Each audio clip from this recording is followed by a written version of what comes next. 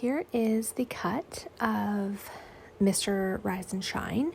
So this was just made today. So the other thing about melt and pour soap is you can cut it usually within a couple of hours, for sure the same day. Sometimes I don't have time or I kind of forget, and so I don't cut it until the next day. Or sometimes I make, 3 or 4 batches and then I cut them all the next day.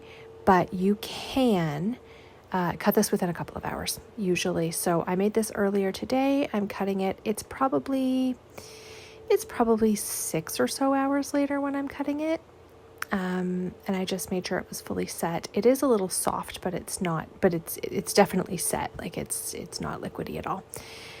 So this one's really pretty. And what you notice, with this particularly, if I had done orange on the bottom and orange on the top, or yellow all the way through, or what have you, I do think you'd get a better swirl effect. And I do think that's what most people do with this acorn swirl, because then all you see is the white swirled into 2 colors, or into 1 color, I should say. So it looks more like you got a good swirl, I guess, than this one where I've got 2 colors, so you can see that it swirled really well into the orange, almost too much actually in a few of these bars. And then in some of the yellow, barely at all, So I still really like it. I still think that it's a great bar of soap. It smells really good. It's very fresh, very clean, very awakening and energizing. And that's, again, why I call it Mr. Rise and Shine.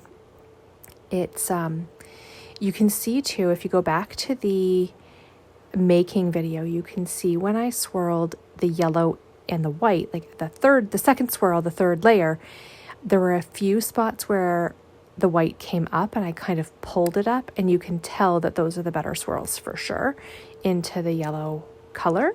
But I still think all these bars are beautiful, and I like that they're different. I don't like it when they're all exactly the same necessarily, if that's not what you're going for. When it's a swirl, you're definitely not going for that. So at the end of this video, you'll see I picked my favorite one, and I took a still photo so you can really see the swirls and see what they look like. These will be going up on the website. I actually already have an order for 2 of them going out, and I have a market tomorrow, so we'll see how many of them last. Hopefully they go really well and I can make this bar again and try this swirl again, because it was super fun. Nope, just about dropped that one. There we go. So the other thing with melt and pour soap is there's no cure time, so you don't have to wait to use these. These soaps can be used immediately, right away. I could quite literally take this into the shower and use it today. You don't have to wait for it to saponify. It is already saponified. The downside is you don't get as much control. You can't add a lot of things. Nothing organic can be added.